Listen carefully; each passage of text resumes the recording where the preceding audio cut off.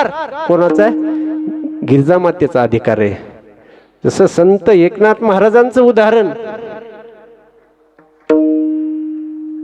त्यावेळेस त्यांनी पैठणला, आपल्याला कथा ज्ञात आहे, सांगून वेळ घेत नाही, देह ठेवल्यानंतर सुद्धा ते जागी झाले. दुसऱ्या दिवशी देह ठेवला, पुन्हा जागी झाले आणि नंतर गोदामाईच्या कुशीमध्ये त्यांनी जलसमाधी घेतली. विषय आपल्याला सर्वांना ज्ञात आहे. तीच कथा आपल्या संत गिरजा मातेच्या काळात सुद्धा घडली. हा अधिकार गिरजा मातेचा आहे म्हणून ते संत आहेत. संतांची जीवनामध्ये ओळख होणं गरजेचं आहे आणि देवाची ओळख होणं गरजेचं आहे. देवाची ओळख कशासाठी व्हायची? कशामुळे देव आपल्याला कळाला पाहिजे? तर जन्माला आल्याच्या नंतर सार्थक फक्त देवाला ओळखण्यामध्येच आहे. नाहीतर कणेवीन सुपटे, कनसे लागली घनदाटे, काय करावी गोमटे, ओसनगर साबरी वाढिनल्या सरळा, वरी फळना तू पोकळा, कास्तन झाले गळा, शेळीये जैसे तैसे मूर्खाचे जियाले, आणि ढिगपण निपजले जैसे साबरी फळा आले.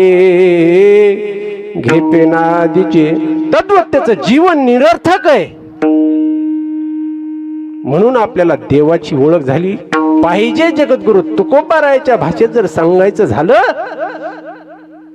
तुका म्हणे जन्मा आल्याचे सार्थक, विठ्ठलची एक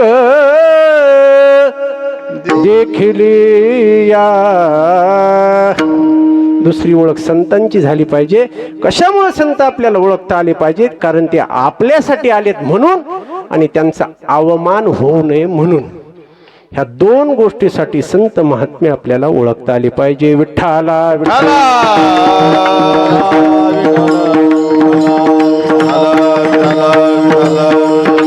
आपण जो हे सगळा खटाटोप करायलो हे कशासाठी बरं सांगा बरं? काय पाहिजे आपल्याला? हे जे सगळं करायलो, सप्ताह बी करायलो, समजा आता कीर्तन लोक ऐकायला आलेत, कशासाठी आलेत? सुख मिळण्यासाठी. पत्रिकेत लिहिलेलं असते पहा, श्रवण सुखाचा लाभ घ्यावा. सुख मिळण्यासाठी आपला हा सर्व खटाटोप चालू आहे. मग आता सुख पाहिजे तर प्रपंचाकडून पाहिजे का परमार्थाकडून पाहिजे? प्रपंचात जर विचार केला तर आपल्याला प्रपंच आपण खूप करतो, पण त्याच्यामध्ये सुख मिळत नाही. आपल्याला पाहिजे सुख, आणि गुंतवणूक कुठं असते आपली? प्रपंचात असते. आता हे विणा होता आता माझ्या गळ्यात, विण्याचं वजन किती आहे? झोडपे महाराज 1 किलो 2 किलो धरा. विणा घ्यायला लोक तयार आहेत का हो? यादी करावं लागायली. काही दिवसानं तुम्ही म्हणतो वेबसाईट काढावं लागेल, www.vinekri.com. बरोबर, जाहिरात द्यावं लागेल. नाताचं वजन किती असते? हा 10-12 किलो. बरं, आता जे नाताची जशी जशी तब्येत असेल. आता मी लहानपणी बारीक होतो, आता दिसायलो तुम्हाला लहानपणी बारीकच. 10 किलो धरा ॲव्हरेज. विना 2 किलोचा आहे. विना किती वेळ घ्यायचा आहे आपल्याला? आम्ही म्हणलं फक्त 2 तास घ्या. नातू किती वेळ घ्यावं लागते? येळभर. तर कसं हसू येईल हा? बरं, विना घेतल्यावर मान किती आहे बघा ना. विना घेतला की नाश्ता पहिला विने करायला. बरं, आता ठाकूरबाच्या घरचा महाराज असू का जगातला किती मोठा महाराज असू, विनेकरी कोणी असू दे, त्याच्या पाया पडावं लागते. एवढा मान विनेकऱ्याला आहे. दिंडीमध्ये आता माऊलीच्या पालखी सोहळ्यामध्ये बघा तुम्ही, जे काही वाटप होते ते मालक लोक इकडे तिकडे फिरत असतात. आणि प्रसाद कोणाला मिळते? विनेकऱ्या. मालक लोक भिजीकडे असतात. विठाला विठाला विठाला.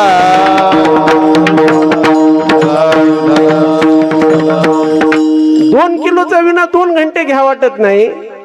मी म्हणत नाही नातू घेऊ नका, नातू सुद्धा आपल्याला घ्यावं लागते. वात्सल्य रस आहे, नातावर देखील प्रेम. आजोबा आजीचं नाताला ते मिळालं पाहिजे, मान्य. आपण दिवसभर घेतो, सुनाचा धाक असते. हा, इकडे विना घेतल्यावर लोक पाया पडतात, नातू नाही घेतल्यावर सून शिवाय देते. हा, प्रपंचामध्ये हे आहे. तरी आपण म्हणतो नाही वा हिची सून लय चांगली आहे. मी गेलतो घरी तर पाय दाबू लागली. देखत तो या पाया दाबायली, माघारी गळा दाबायली सासूचा. विठाला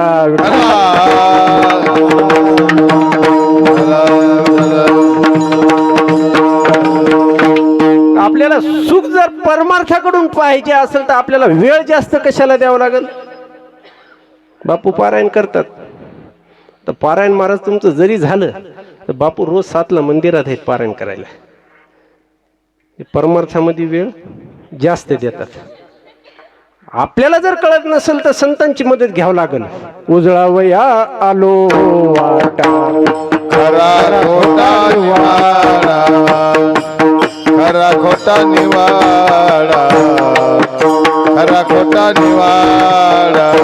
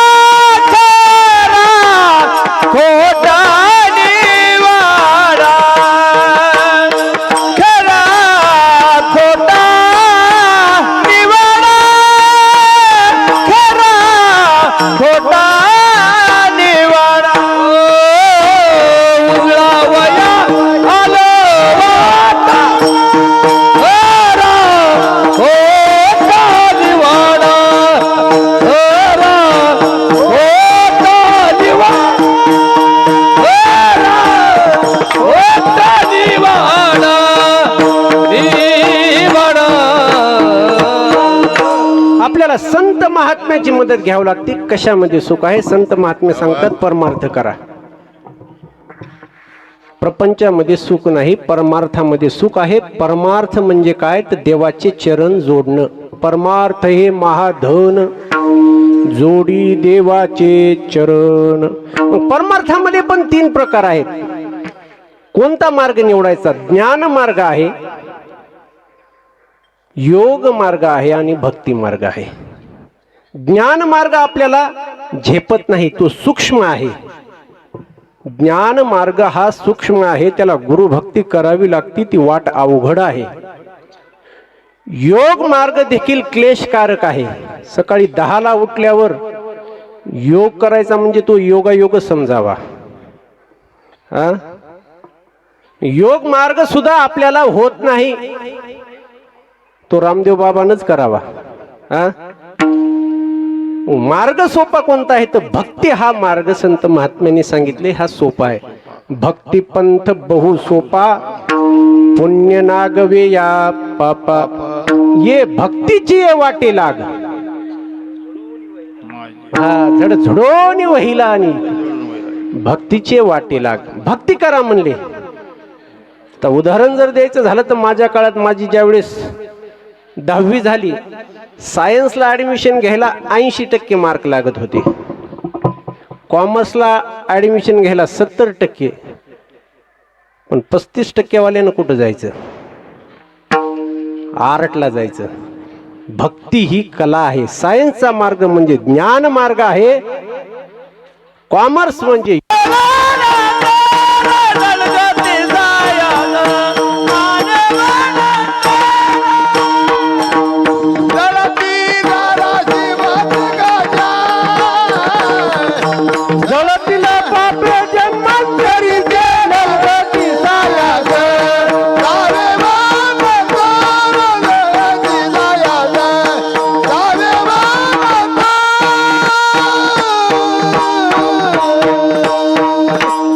कलयुगामध्ये सर्वात सोपं जर साधन असेल देवप्राप्तीचं ते नाम साधन आहे. बाकी साधन या कलियुगामध्ये गुंडाळून ठेवलेले बरे. सोपे हे साधन लाभ येतो घरा, सोपे हे साधन लाभ येतो घरा. साधन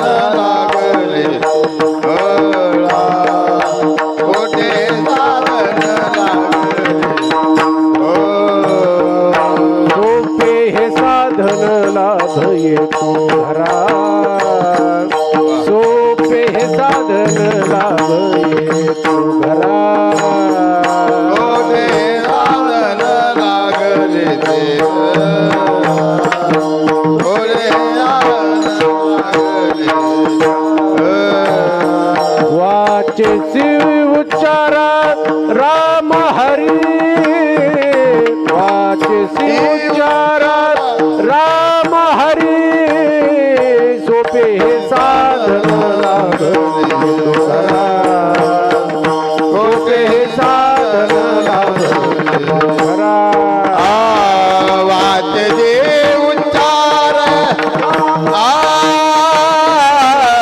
जे उच्चार रामला कोटे साधन लागले कोटे साधन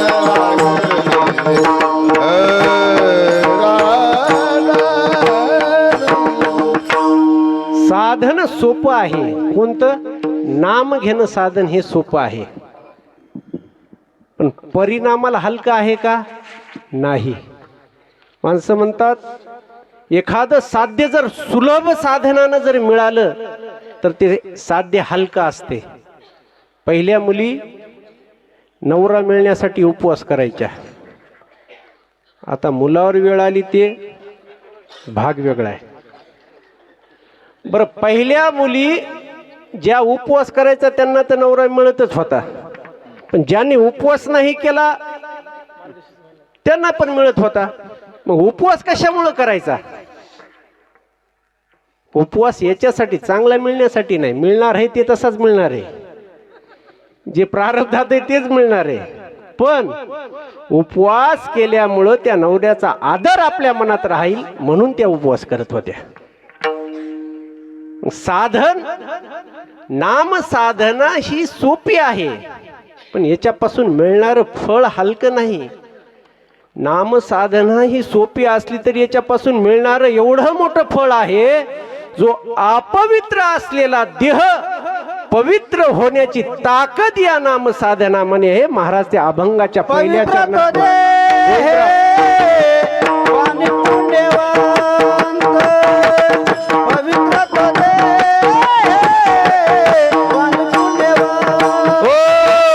पवित्र तो दे वाली पुण्यवंत पवित्र तो दे वाली पुण्यवंत पवित्र तो दे वाली पुण्यवंत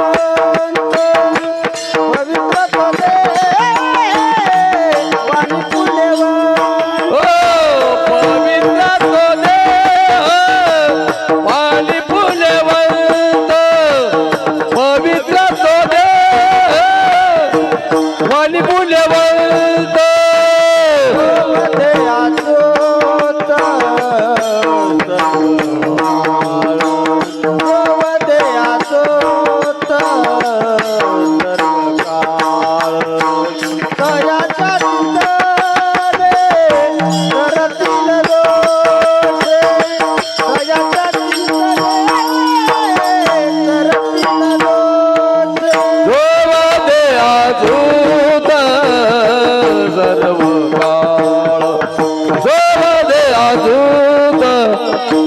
सर्व काळ दयाचा चिंता रे रतीन दोषी दयाचा चिंता रे रतीन दोषी रतीन.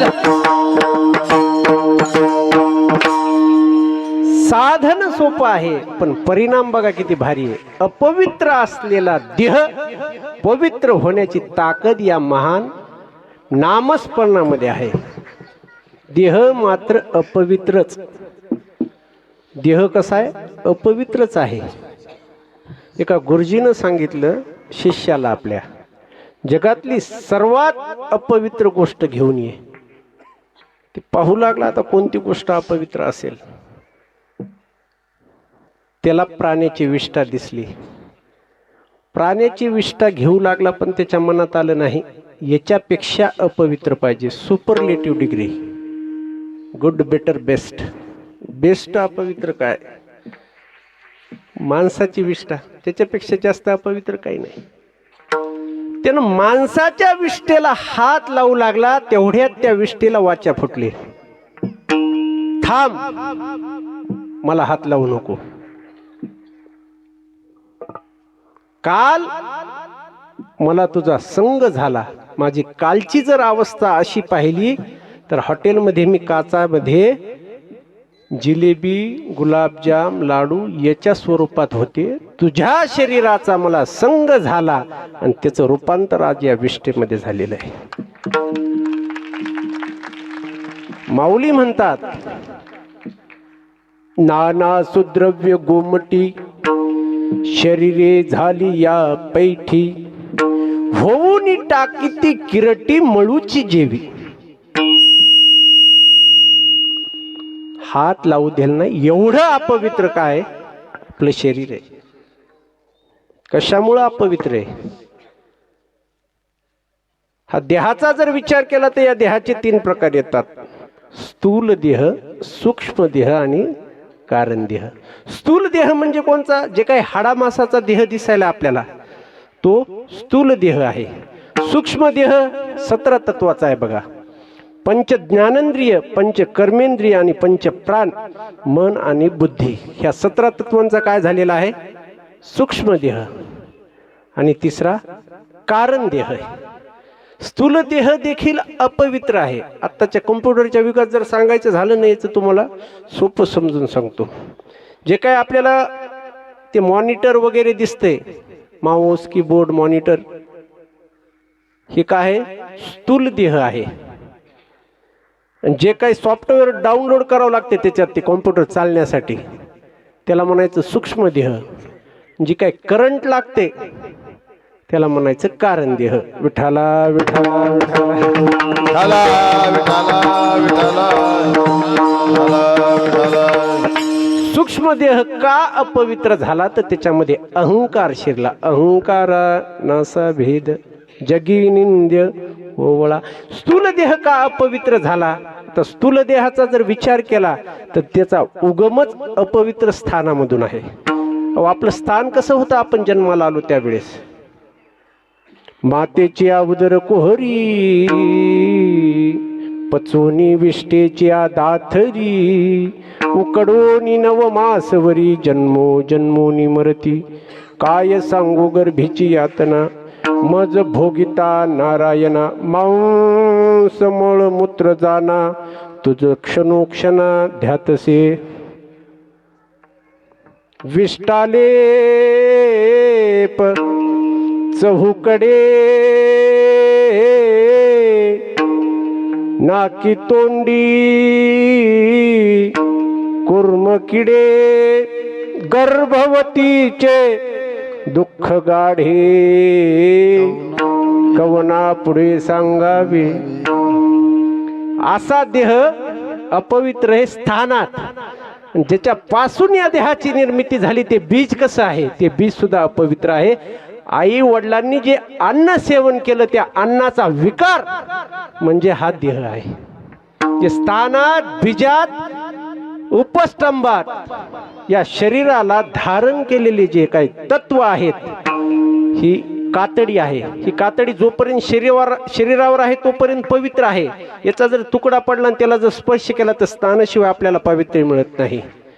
आपल्यामध्ये रक्त आहे पहा, रक्त. रक्ताला संस्कृत मध्ये अशुद्ध म्हणतात. ज्याच्या नावातच अशुद्ध आहे ते शुद्ध कसं होईल? धारण केलेले सुद्धा तत्व काय आहेत? अशुद्ध आहेत, अपवित्र आहेत. निस्यंदात शरीरामधून बाहेर पडणारे जे काही पदार्थ आहेत ते कसे आहेत? काकासाहेब, अपवित्रच आहेत. का आहेत? माणसाच्या शरीरातून एखादा पवित्र पदार्थ बाहेर पडते? अजिबात नाही. मळ घ्या, नाका वाट जे येते ते घ्या, डोळ्यातून जे येते ते घ्या, खालचं तर सांगतच नाही. विठाला विठाला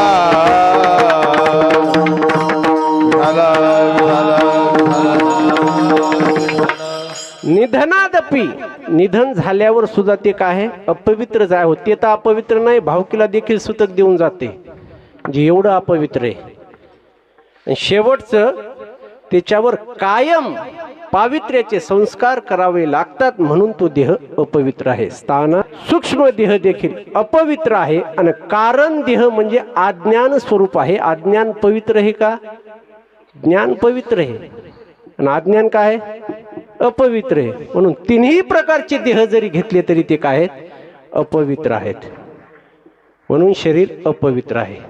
तर काही देह या अभंगामध्ये सांगतात सगळे कीर्तनकार, काही देह जिवंतपणे पवित्र आहेत, काही मेल्यानंतर पवित्र आहे. गाय कशी आहे? जिवंतपणे पवित्र आहे, मेल्यानंतर अपवित्र आहे.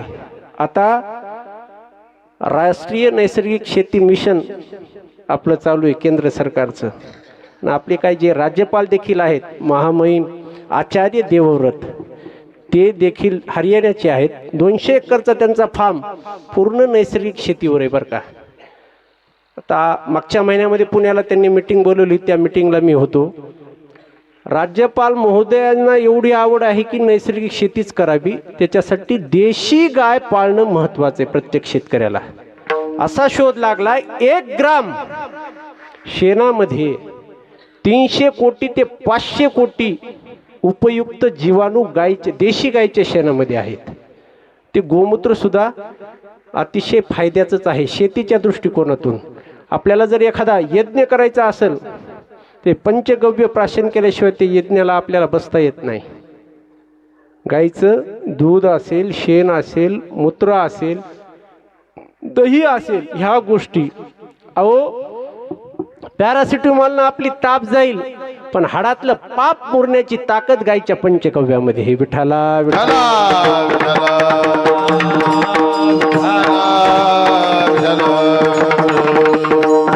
गाय पवित्र आहे. त्याच्यानंतर प्राण्याचा जर विचार केला तर मृग पवित्र आहे. मृगाच्या नाभीतली घाण त्याला काय म्हणायचं येता महाराज? कस्तुरी. तिचा भाव काय मला माहिती आहे ना. सोन्याचा भाव काय? हा 1 लाख धरा ना, आपल्याला कुठे घ्यायचंय. त्या कस्तुरीचा भाव सोन्याच्या 10 पट आहे. 10 लाख रुपये तोळा. ती काय आहे? त्या हरणाच्या नाभीतली घाण आहे, पण इतकं तिला पवित्र आहे. हरण काय आहे? प्राण्यामध्ये पवित्र आहे.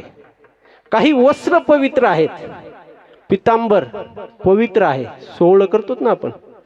त्यानंतर घोंगडी देखील पवित्र आहे बरं का. घोंगडीचा वापर जर केला तर त्याला विटाळ नाही,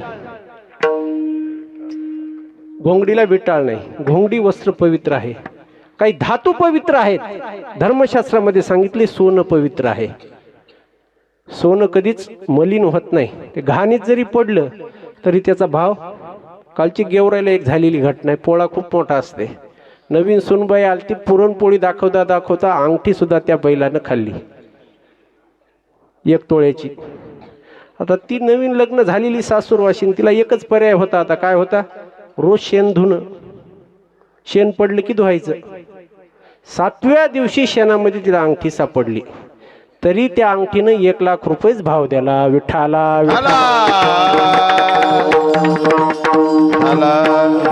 सोन्यानंतर तांब्याचा नंबर लागते. तांब्याच्या भांड्यात पहिली लोक पाणी प्यायचे पहा. अनेक रोगांचा नाश होते त्याच्यात, म्हणून तांब पवित्र आहे. याही पेक्षा गंगा पवित्र आहे. ज्यावेळेस आपला भारत देश स्वतंत्र झाला त्यावेळेस आपल्याला एक आपलं नुकसान झालं त्या फाळणीमध्ये. आपल्या हिंदू संस्कृतीचा जे काही उगम आहे सिंधूच्या खोऱ्यात, जून मध्ये मी गेलो होतो त्या ठिकाणी, तर ती सिंधू नदी आपल्या भारतात राहिली नाही. ज्या खोऱ्यामध्ये हिंदू संस्कृतीचा उगम झाला ती सिंधू कुठे गेली? पण आपली एक जमेची बाजू आहे, गंगा नदी आपल्या भारतामध्ये राहिली. गंगा एवढी पवित्र आहे, अहो गंगेमध्ये स्नान केलं तर पवित्र तर होईलच, पण नाव जरी घेतलं गंगेचं तरी त्याला पवित्रपण येतं. वाचे म्हणता गंगा गंगा सकळ दोष जाती भंगा, सकळ दोष जाती भंगा.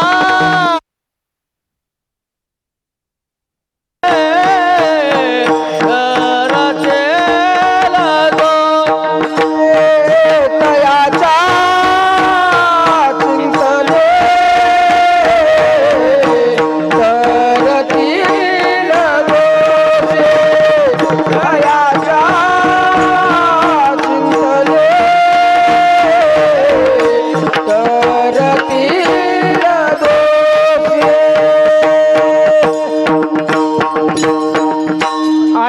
नामधारी महात्म्याचं जर दोषी माणसानं चिंतन केलं तर त्यांचं सुद्धा दोष हे निवारल्या जातात. तयाच्या चिंतनेत तरतील दोषी जळतील राशी पातकाच्या. मग अशा महात्म्याच्या पायाची धूळ आपल्याला लागावी हे सुद्धा कोण अपेक्षा करतो तर देव करतो. देवई चिरज चरणीची माती धावत चालती मागे मागे. आपल्याला कीर्तनाची वेळ 11 पर्यंत आहे. आपण 10ला सोडलं असतं पण आपल्याला बासुंदी पशी 2ला जायचंय. त्याच्यामुळं माझी जिम्मेदारी आहे तुम्हाला 2 वाजेपर्यंत तिथं येणं. नाही तर ते बासुंदीवाला माझ्या नावानं आर्डर महाराज लवकर काऊन आणलं दूध घोटलंच नाही. विठाला विठाला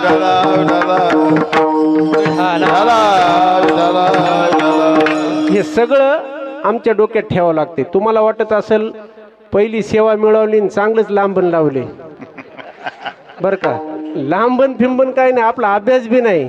पण ही गिरजामाईची ताकद आहे तशी बुद्धी द्यायला तसं मी बोलायलो बरं का. माझा काही अभ्यास नाही. तर त्यांच्या सुद्धा देव सुद्धा त्यांच्या चरणाची माती लागायची इच्छा करते. उदाहरण जर द्यायचं झालं तर जगद्गुरु तुकोबारायांना जिजाबाईंनी भाकर घेऊन जावं भंडारा डोंगरावर. जात असताना जिजाबाईंच्या पायात काटा मोडला. पायात काटा मोडला. महाराजांना भूक लागली असेल कारण जिजाबाईचा नेम होता मालक जेवल्याशिवाय जेवायचं नाही. म्हणजे तुकोबारायाच्या परमार्थाला पत्नी कशी होती? अनुकूल होती. मालक जेवल्याशिवाय जेवायचं नाही. तर मग तो देवाला काळजी वाटली जिजाबाईला उशीर होईल. देव एका बालकाचं रूप घेऊन आले म्हणजे आई काटा काढायचा का? तुला काढता येतो का? म्हणजे भल्या भल्याचे काटे काढलेले आहेत. हे तर काटा साधा आहे. मग काटा काढण्याची एक पद्धत असते पहा.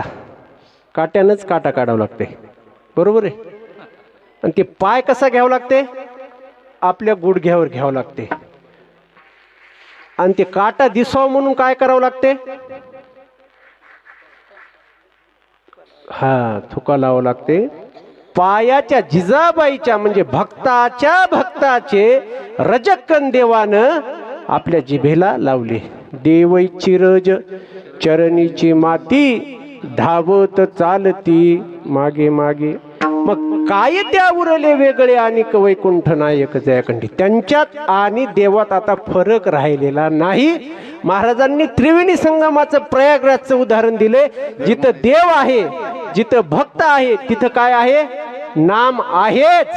गंगा यमुना जिथं आहे तिथं सरस्वती आहेच. त्या अभंगाच्या शेवटच्या चरणात म्हणे देव भक्ताचा संगम. तुका म्हणे देव भक्ताचा संगम. तुका म्हणे देवा भक्ताचा संगम. तुका म्हणे देवा भक्ताचा संगम.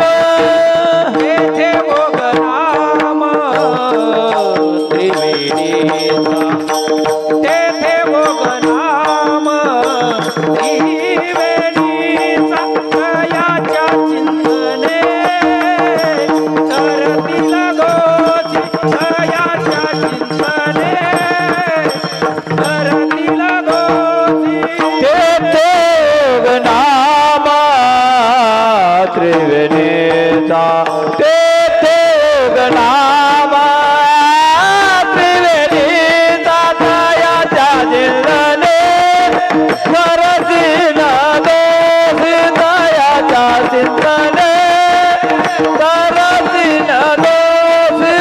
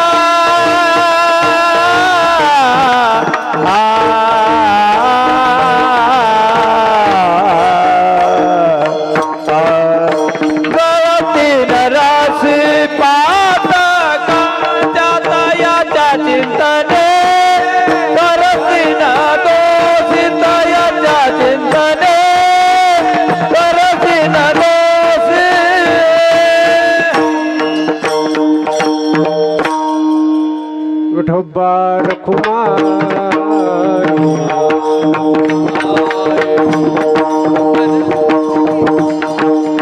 हा, बोला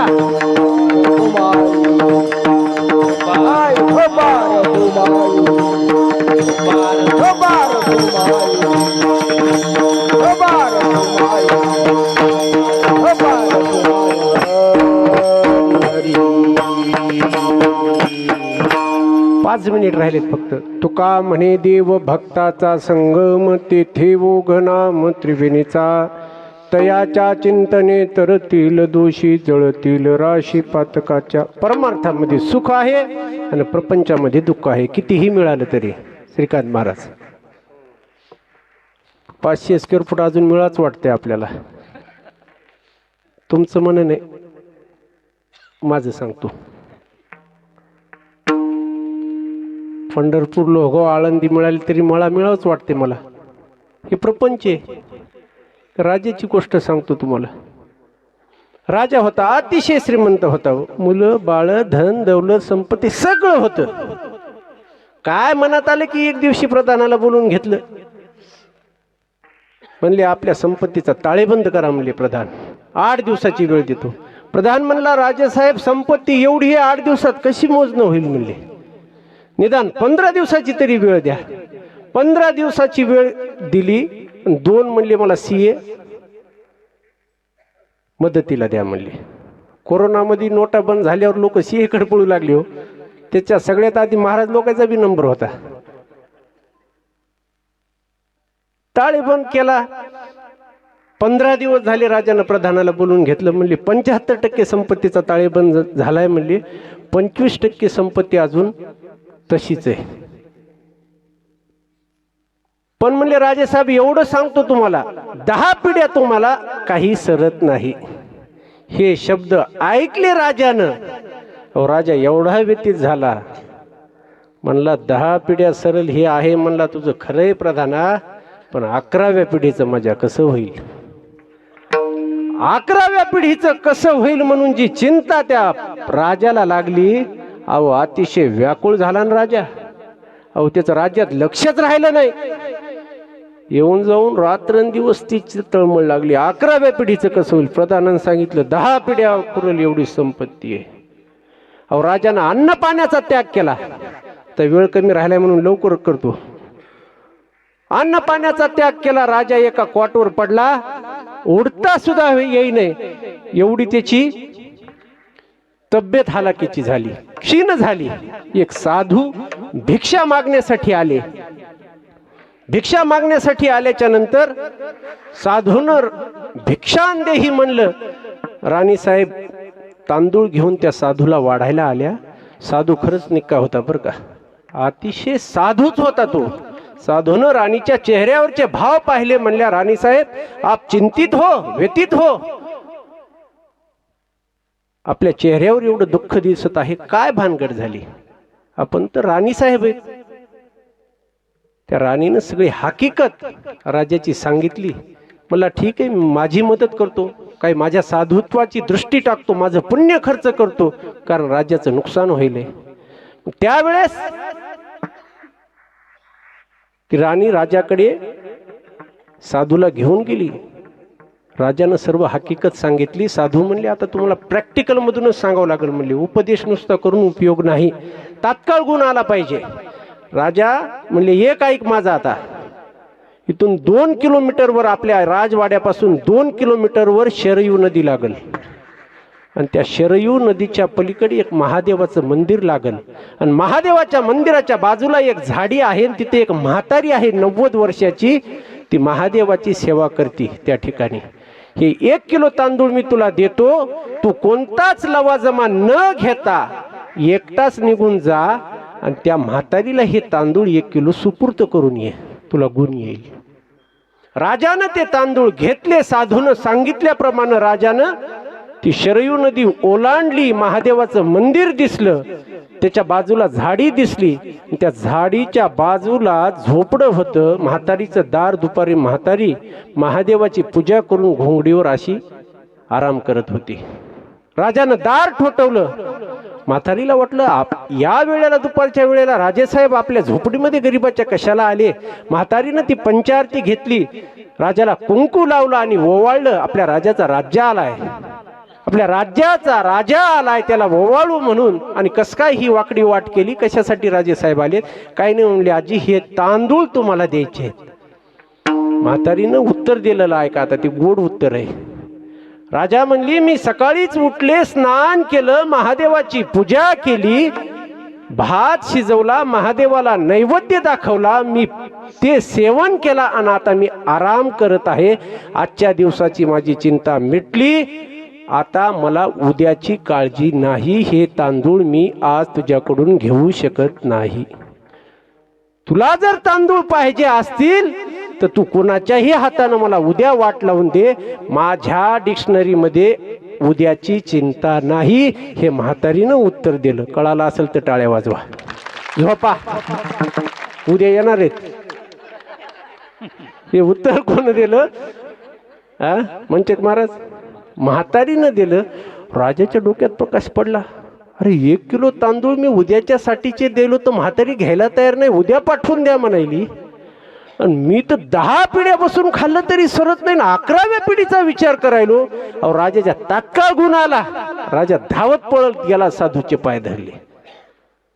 मी सांगायचे काय, प्रपंचामध्ये कितीही कमवलं तरी काय आहे? दुःखच आहे. आणि परमार्थामध्ये काय आहे? सुख आहे. म्हणून इथं गिरिजामाईच्या पुढे यावं लागतंय. विठ्ठला विठ्ठला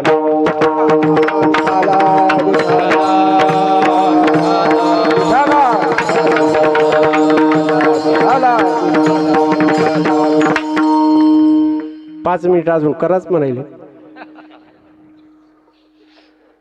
ठीक आहे, करतो.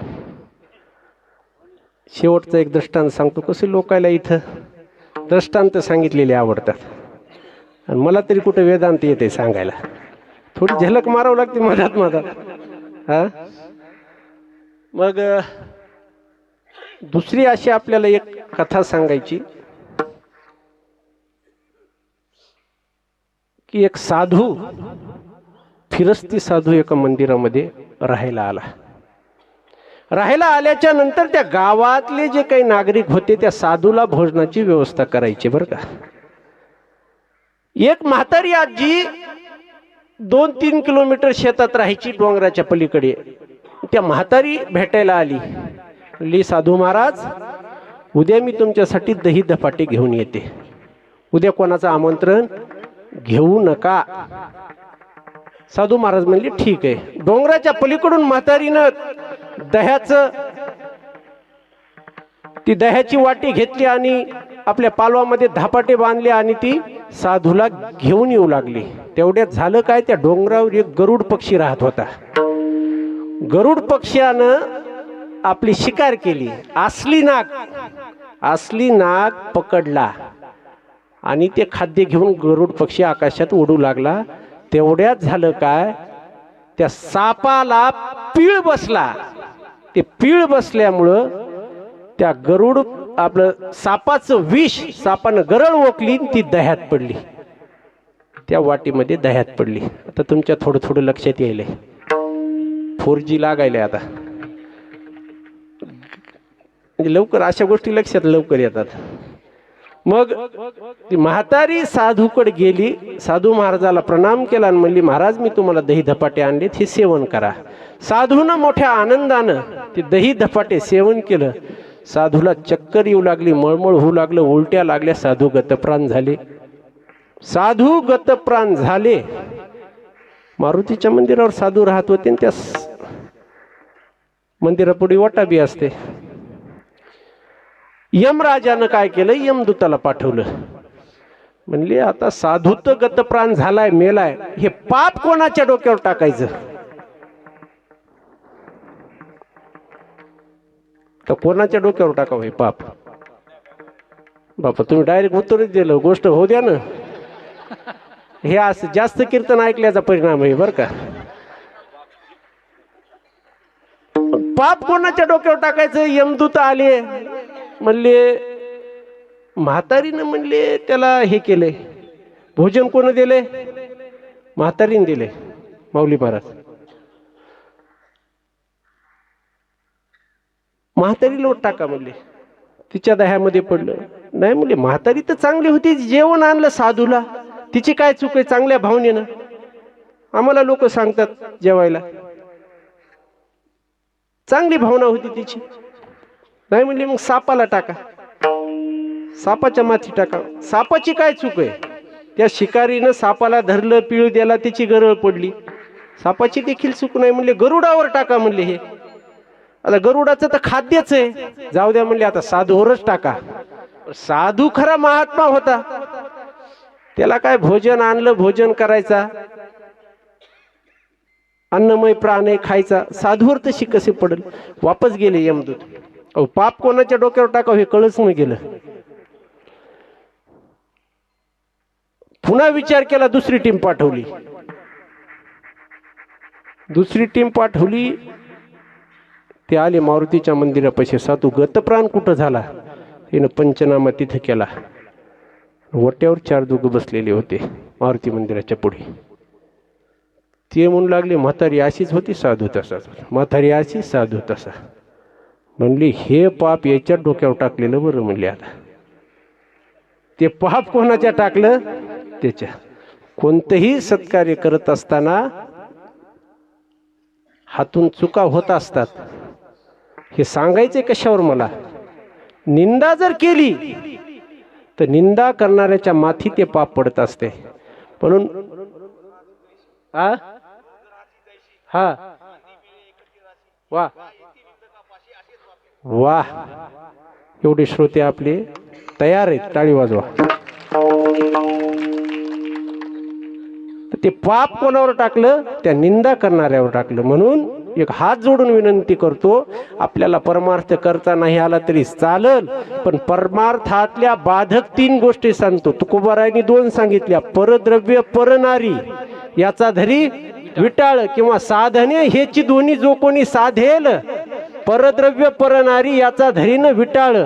किंवा तुम्ही घेतलेल्या अभंगात काय होतं 3रं चरण? परद्रव्य परनारी झाली विषयाची या परी.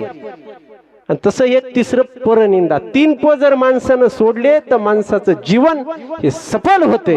ज्ञानेश्वर माऊली, ज्ञानराज माऊली महाराज, ज्ञानेश्वर माऊली, ज्ञानराज माऊली. टाळी वाजवा, टाळी, टाळी. महाराज ज्ञानेश्वर माऊली, ज्ञानराज माऊली. झालेली सेवा संत लोभाजी महाराजांच्या चरणी, संत गिरजा मातेच्या चरणी समर्पित करतो. संत हरिबाबा महाराजांच्या चरणी समर्पित करतो. एखादा वाणीतून शब्द जर चुकला तर आपलं लेकरू म्हणून माफ करा. आत्ताच सांगितले तुम्हाला निंदा करू नका म्हणून, असं पुन्हा आता कानावर येऊ देऊ नका. हीच आपल्या सर्वांना कळकळीनं हात जोडून आपलं लेकरू म्हणून विनंती करतो.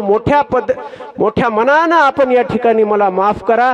गिरजाबाईनं जसं मला पदरात घेतलं, आज सेवा झाली.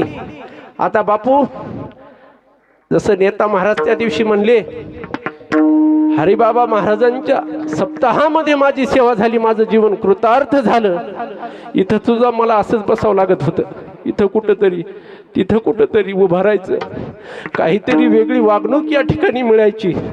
4-2 वर्ष त्रास सहन केला. आज गिरजा मातेनं पदरात घेतलं, याच्यापेक्षा मोठं आता जीवनात काहीच राहिलं नाही. विठ्ठल जय जय.